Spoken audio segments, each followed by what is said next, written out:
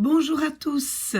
Ben voilà, il est dimanche matin et je vais encore passer un peu de temps avec vous. J'ai évidemment ma grande tasse de café et on va travailler un petit peu ensemble.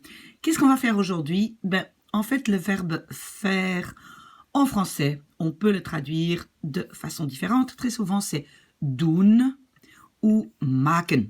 Et ici, vous voyez déjà que en anglais aussi, c'est to do and to make. Donc, ceux qui parlent anglais ont déjà peut-être un tout petit peu plus facile.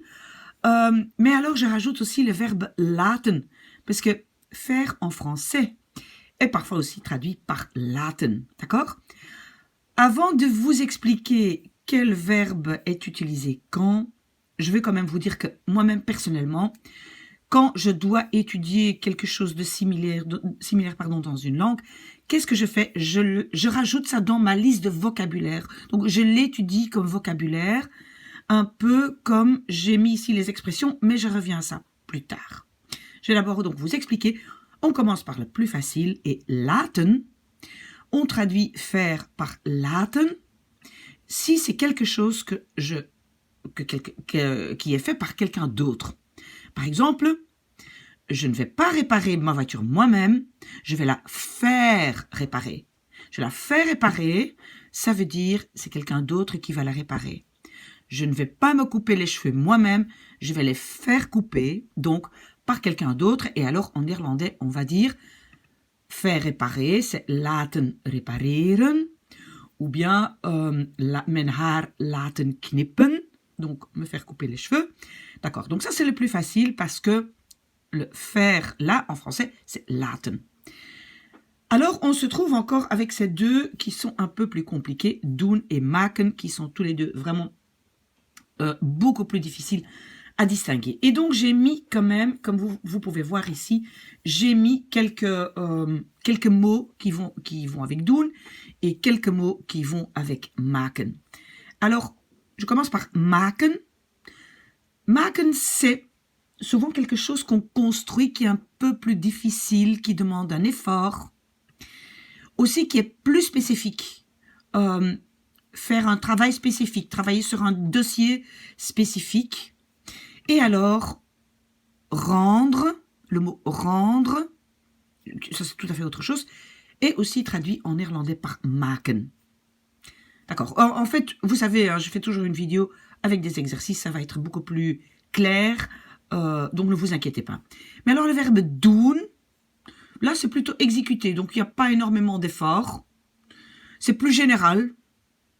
On ne sait pas très bien ce que ça demande l'effort ou pas, mais c'est plus général. Alors typiquement pour doen aussi, c'est que c'est plus un infinitif. On va voir ça quand on utilise un verbe complet. Souvent le faire est traduit par doen. Et alors, dernièrement, donc un comportement. Qu'est-ce que je veux dire par un comportement? Par exemple, ça me fait plaisir. D'accord? Ça c'est het doet me plaisir. D'accord? Ok. Alors, à part ça, comme je vous ai dit, il y a pas mal d'expressions. Donc ici, voilà, on a des expressions qui ne suivent pas du tout les règles que je viens d'expliquer. Et donc, par exemple, faire mal, c'est pijn doen. Pardon. Faire plaisir, c'est plaisir. Pas faire plaisir. Ça veut dire s'amuser, c'est plaisir maken.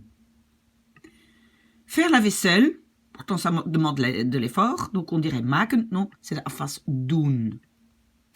Faire les courses, aussi ça demande de l'effort, mais c'est boodschappen doen. Faire des efforts, faire des affaires. Pardon, c'est encore tôt matin. Hein. Faire des affaires, c'est zaken doen, même si ça demande de l'effort. Et puis, prendre rendez-vous, là c'est un tout autre verbe, c'est prendre, mais c'est un afspraak maken. D'accord? Et donc, comme je vous ai dit, qu'est-ce que moi je fais? Moi, je mets un tout petit peu tout dans les expressions, c'est-à-dire, je mets presque tout ce que j'apprends et tout ce qui est illogique pour moi dans doen, maken ou laten, je mets ça dans ma liste de vocabulaire que j'étudie beaucoup. Donc moi, personnellement, quand j'étudie quelque chose dans une langue, je mets beaucoup dans la liste de vocabulaire, d'accord? Alors, maintenant, parfois, il y a des différences. Par exemple, ouvrir la fenêtre peut être doe het raam open, donc ouvre la fenêtre, ou maak het raam open. Alors moi, j'ai vu que en Belgique, les Belges disent beaucoup plus souvent doe het raam open, ouvre la fenêtre. Mais quand je rencontre des gens des Pays-Bas, qui habitent dans le nord, les Pays-Bas, ils disent plutôt maak het raam open. Donc voilà. Donc il y a aussi des différences qui sont régionales. Ça évidemment, vous ne devez pas savoir. Donc parfois, les deux sont possibles. Et alors, voilà, ici, je donne quelques exemples. Et après, évidemment, je vais faire une vidéo où il y a beaucoup d'exercices. Mais je donne quelques exemples. Donc, ici, ik laat mijn auto wassen. Je fais laver ma voiture. Ça veut dire quoi? Ça veut dire que c'est pas moi qui le fais, c'est quelqu'un d'autre. Donc, on avait la colonne ici, laten, par quelqu'un d'autre. Ok, ça c'est simple. Quand c'est par quelqu'un d'autre, c'est simple. Alors, ik doe een siesta. Je fais une sieste. Ça ne demande pas d'effort. Je me repose, donc ik doe, c'est doen. Ik doe een siesta. On peut dire aussi ik doe een dutje. Een dutje, c'est une petite sieste. Ok, alors, ik maak een wandeling. Je fais une promenade. Pour une promenade, il faut marcher. Voilà, ça demande quand même de l'effort. Donc, c'est maken. Ik maak een wandeling. Ok? Pardon. Alors, ici, j'ai aussi mis un exemple de la différence entre général et spécifique. Donc, par exemple, quelqu'un est en train de travailler et on peut dire, il fait ça bien. Hij doet dat goed. Hij doet dat goed. Parce que c'est général, je ne sais pas je ne sais pas quel travail spécifique il est en train de faire. Donc c'est général, hij doet dat goed. Il fait ça bien.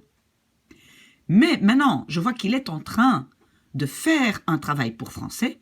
Hij maakt een werk voor Frans. Vous voyez?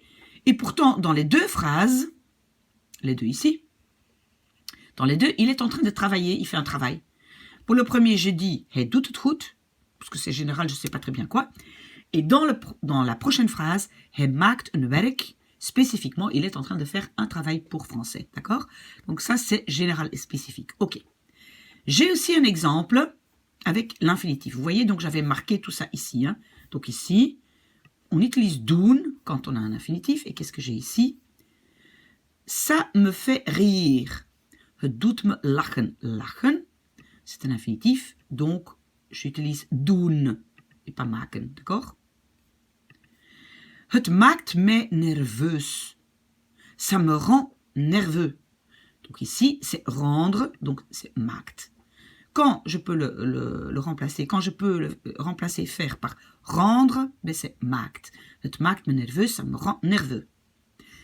Et le dernier, on parle d'un comportement. Ne fais pas le difficile. Ou ne fais pas si difficile. Doe niet zo moeilijk. Donc moeilijk doen, on parle d'un comportement. C'est pas quelqu'un qui est difficile, mais il fait le difficile. Donc on parle d'un comportement, on utilise doen. Et voilà, j'ai tout expliqué. Et maintenant, je fais donc tout de suite une vidéo avec des exercices pour ceux qui veulent s'auto-tester. Voilà.